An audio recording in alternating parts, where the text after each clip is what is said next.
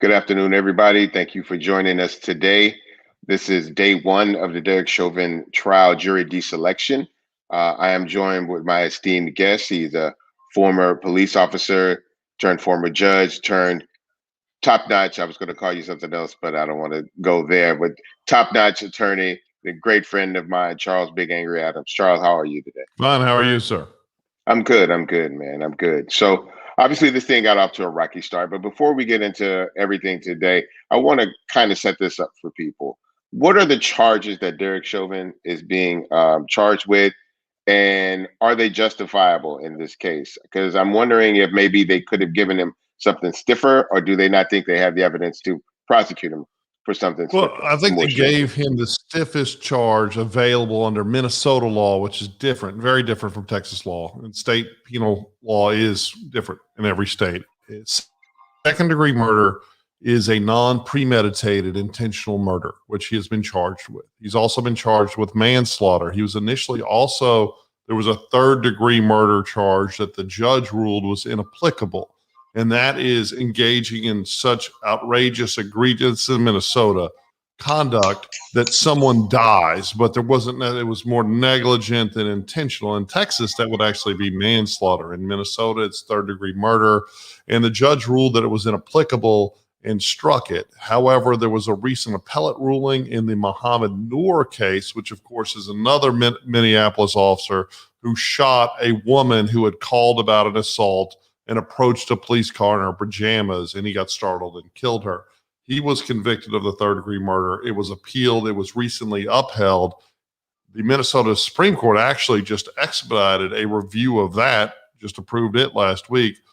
And so now you have the district attorney's office actually, or the state attorney's office saying, hey, we want to add this charge back. And they've asked for this delay that has resulted in what is many people assume will only be a temporary delay of the voir dire process or the jury selection process.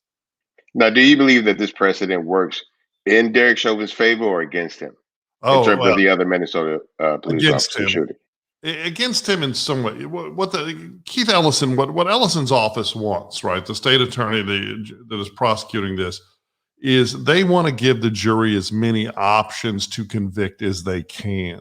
Obviously, they're seeking the second-degree murder, the intentional murder without premeditation, right? That is their goal. But they want to send the jury back to make the decision on guilt or innocence with options. And that's mainly because this is a police officer defendant case, and it's very difficult to convict police officers. I have represented police officers accused of what I can personally consider horrifying crimes, and have always been surprised at my ability to get not guilties for them.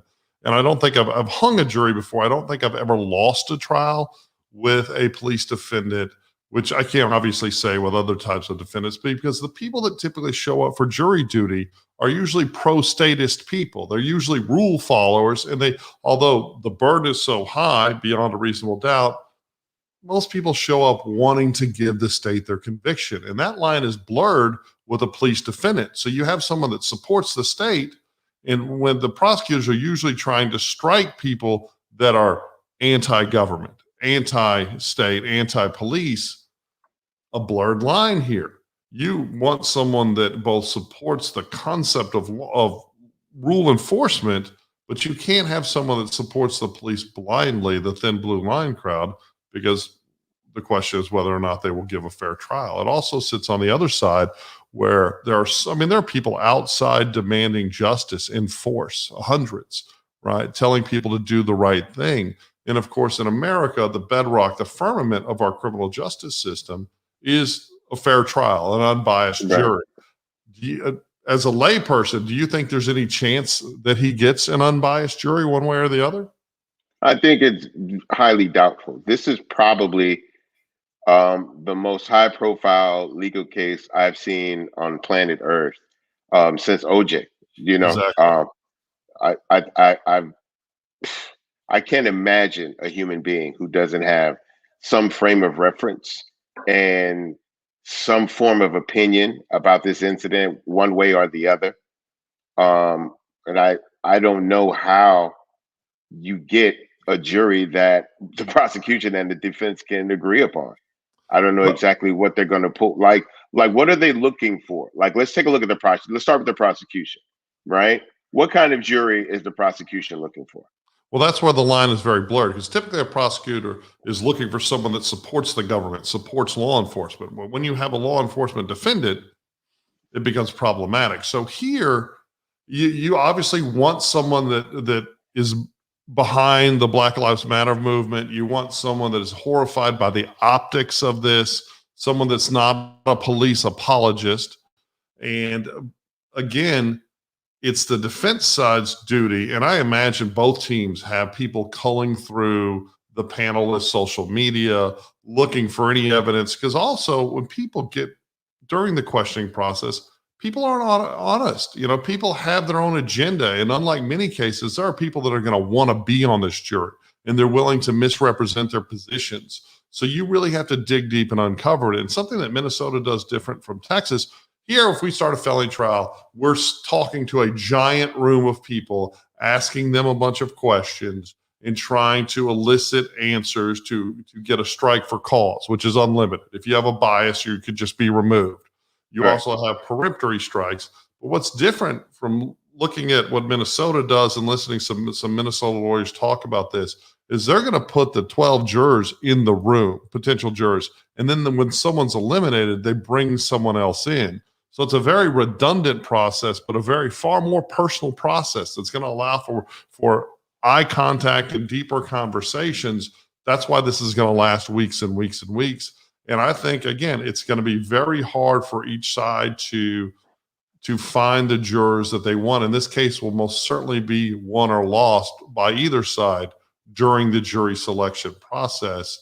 And it's going to be difficult. And that's, I know that's a silly thing to say, but it might not even be possible. They might very well, they might go through an entire panel and have to start this again because there are so many people with such strong feelings. And obviously, I think far more people are, horrified by what they see as just an overt murder of a man with the callous disregard of Derek Chauvin. But then there are the other side, the people that support police no matter what. And then, I hate to say this, but as a defense attorney, I don't see this as a complicated case. I see this as a case that I could walk Derek Chauvin with just a focus. You have to do an appropriate, and that's not to say I believe he's innocent. I think he's guilty of murder. I looked at the medical exam reports. I think he compressed the lungs. I think he killed this man. But with the drugs in his system, especially the frightening drug fentanyl, that is just a word, just like crystal meth used to be, that just strikes fear in the heart of people. Right. When the argument here would be, and this is from a defense attorney's perspective, doing his job. This isn't your personal opinion. This is right. how you would approach I would the case. sit there and I would say, look, we don't have to prove anything beyond a reasonable doubt. You have to prove beyond a reasonable doubt that my client killed this man. I know he was on his back. I know the optics are horrible. I know he looks like a monster. But you see this great amount of fentanyl in his system. And we believe that fentanyl was consumed while the officers approached. I think there's evidence to support that, and you will never be able to prove that what my client did murder him. It was a fentanyl in his system, fentanyl, just beat fentanyl over the head. And give these jurors, if you get the right jurors, people that are police apologists, people that are very, very pro-state, you give them anything to hang on. And that's why Ellison and the state's attorney's office are seeking to add all three charges. Because let's say you blow second-degree murder out of the water, but the jury gets back in the room and there's horse trading going on, right? And there are people that want that conviction and there are people that are refusing. And then it comes down to, well, okay, we'll drop this if you'll drop that. The negotiation is I've actually served on a felony jury. It's shocking how little it has to do with the law. But that would be my argument. It would just be focus on the fentanyl, focus on the fact that, yes, this guy looks like a jerk, and he probably is a jerk, but he's not a murderer. And I think it sells, but I don't think it's the truth. Right? I think that clearly that knee on the back and the knee on the neck, you can force people into cardiac arrest by doing it. And it's just so horrifying because it was unnecessary. People talk about how George Floyd was not in compliance. It was being difficult. Being difficult is okay. People are difficult every day with the officers. That's not a reason to murder someone. Right. And you also see the younger officer, the training officer, making the point during the video about, hey, what's going on? Hey, we shouldn't, because I do think those other officers, the two officers off camera, I think clearly knew that something horrifying was going on. And Derek Chauvin and the Asian officer that was more concerned with blocking the filming than he was helping someone, but we'll see. And how Yeah, do you because think no this one will really. go? What are your thoughts on how this goes? Well, I'm curious as to what it takes to actually hang a jury in the state of Minnesota. Right. Right. I don't know what it takes. I don't know if it takes one Oh, person no, you just need or one person. I mean, that's constitutional. That's not state-based, right? I mean, yeah. you're gonna, and I mean, you I, do I a think win for the. Go ahead. no. I'm just gonna say I think it's impossible to get a jury, put a jury together where one person isn't simply going to hold out. Right. I mean, well, they I get honestly convictions believe all that the time. you're going to get someone on that jury that um is going to feel a certain way, one way or the other. Right.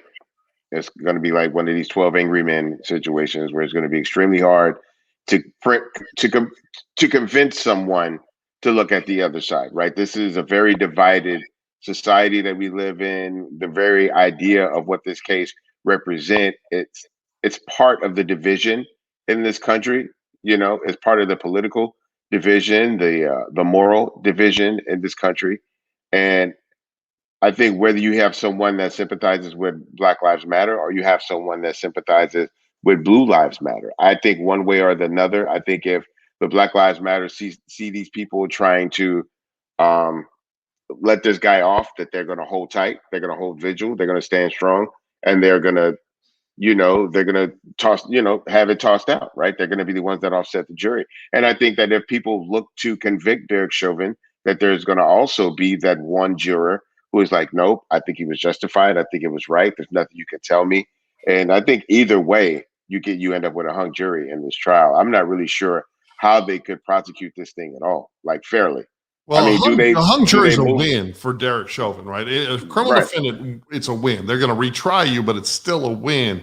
Now, I think the way Keith Ellison's office wins, the video, the optics, the horror, the glowering, it makes no sense. Why would you stay on this man's neck like that when people are begging you to get off, you absolute monster? And the video is horrible. I think the way the defense wins is the drugs in the system. There's some argument that there's something in his mouth that might have been a pill. There's nothing to back that up. But again, the defense doesn't have to prove anything. They just have to create a scintilla of doubt.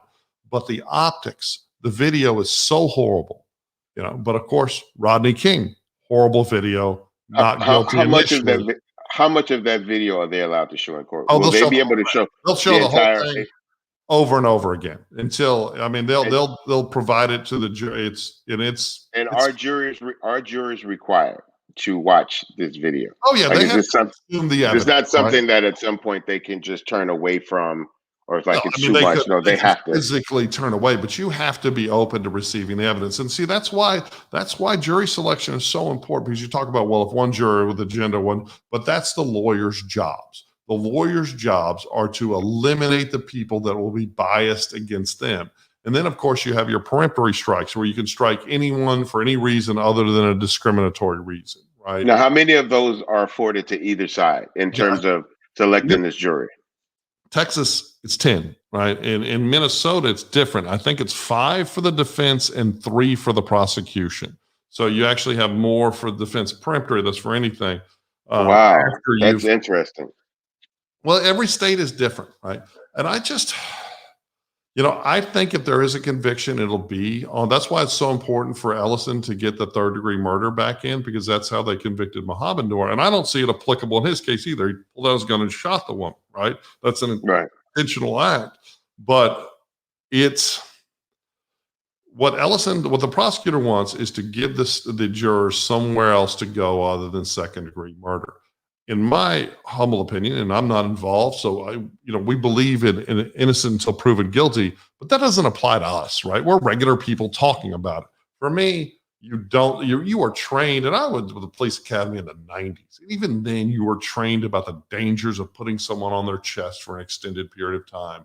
and putting pressure on that chest. And that's what caused him to go into cardiac arrest, right? Right. But again, you have experts on both sides. If they are well prepared, and I assume they are, they're going to have someone who, with the contravening testimony that he had a fatal amount of fentanyl in his system, and that is what killed him, and he killed himself when he shoved those drugs in his mouth.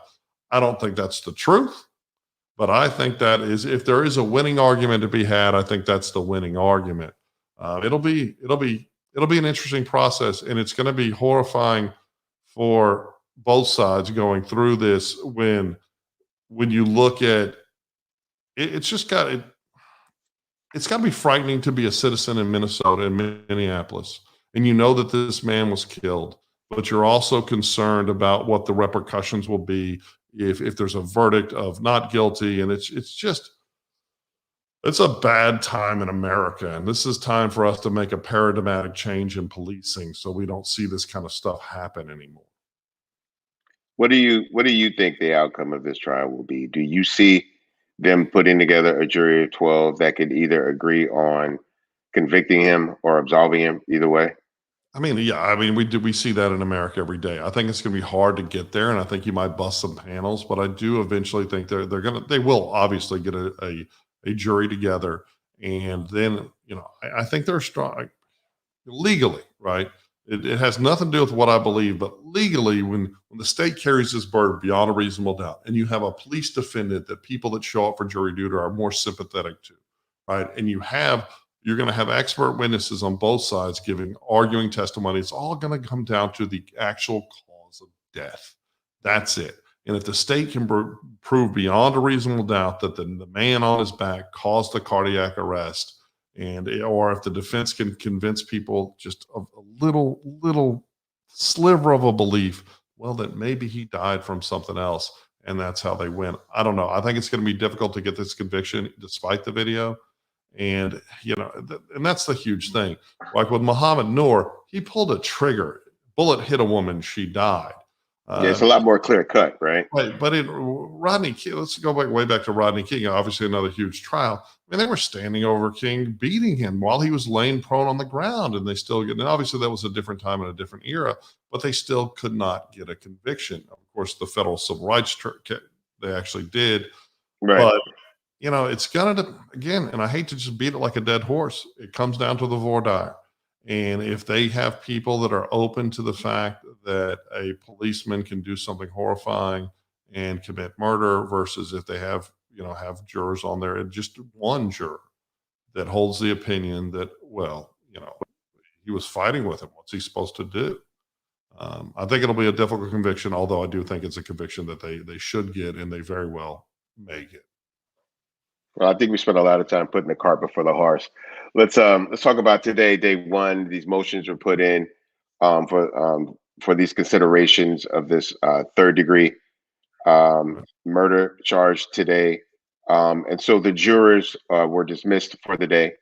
The judge called them back home today. They'll come back tomorrow. Do you think they will delay this jury deselection? Sorry. Any further, or do you think they're going to go ahead and start this thing tomorrow?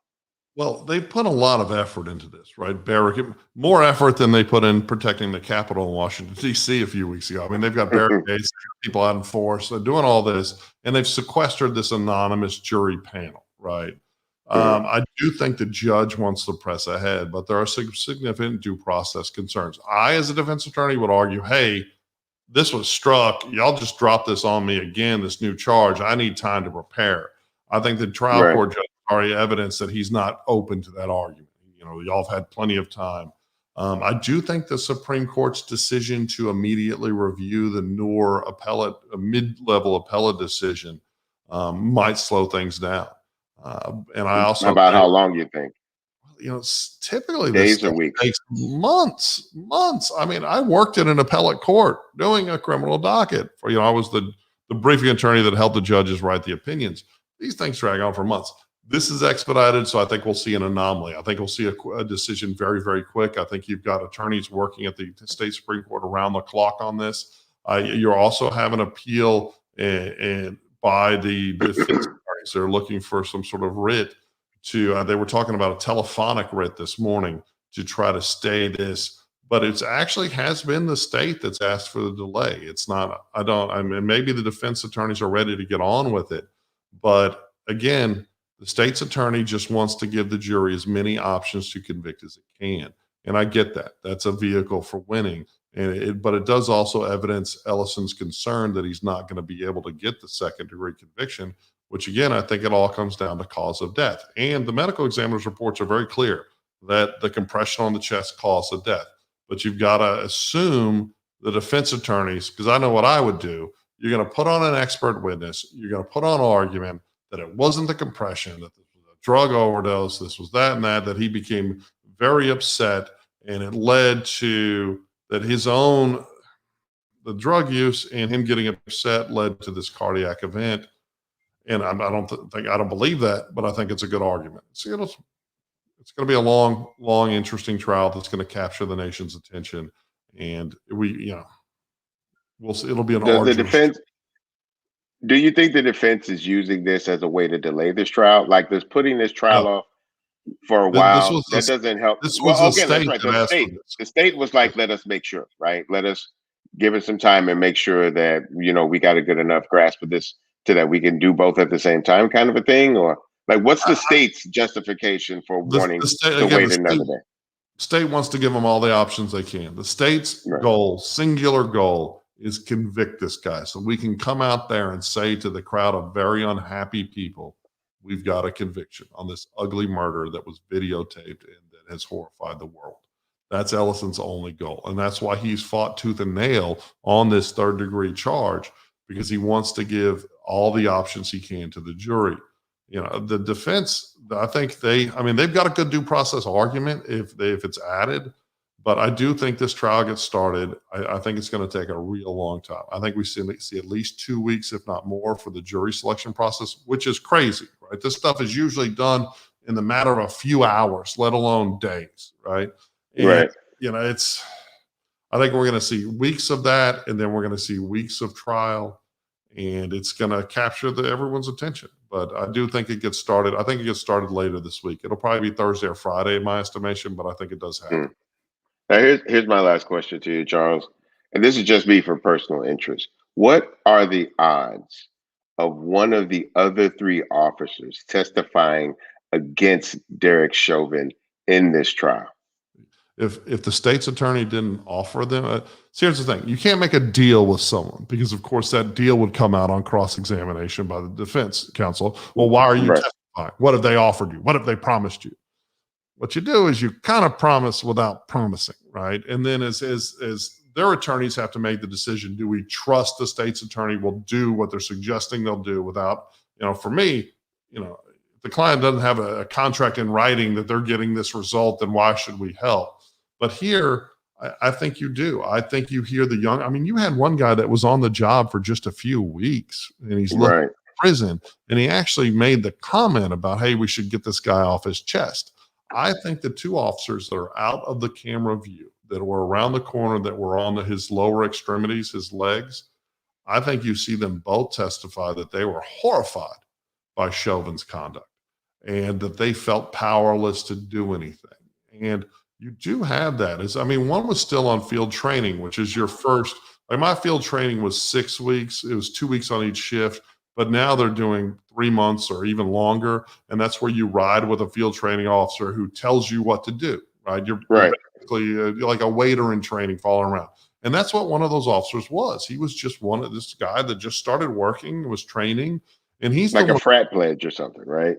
Well, like any job, but not frat pledge. Those guys, but any job where you are not fully trained, not clear to be out on your own, not clear to do any decision making, and you're getting your decision making from your superiors. And in this case, it was Derek Chauvin, the murderer, right? So I am cautiously confident that you'll see at least one officer testify that, hey, I was just absolutely horrified.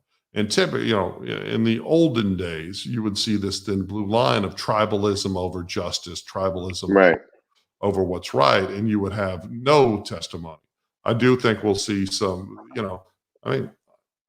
is there precedent for that, Charles? For of a Well, police they officer can take testing? the fifth. They don't have to testify, right? And typically, you can waive the fifth if you say, "Hey, we're going to dismiss all charges against you," and then they have to testify.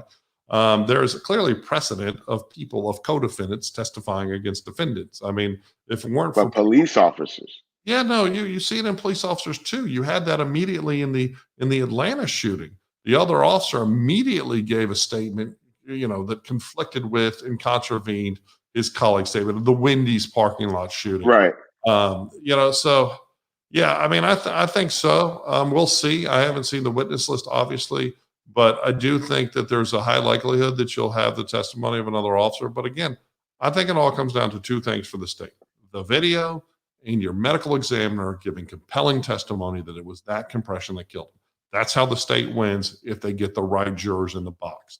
For the defense, you get the right jurors in the box and you say, fentanyl killed him. Fentanyl killed him. He got agitated because he was on drugs. He worked himself up, and that fentanyl killed him. And I think that it's going to be months, but I think it's that simple little argument in the way it's presented. That's how you win or lose this trial.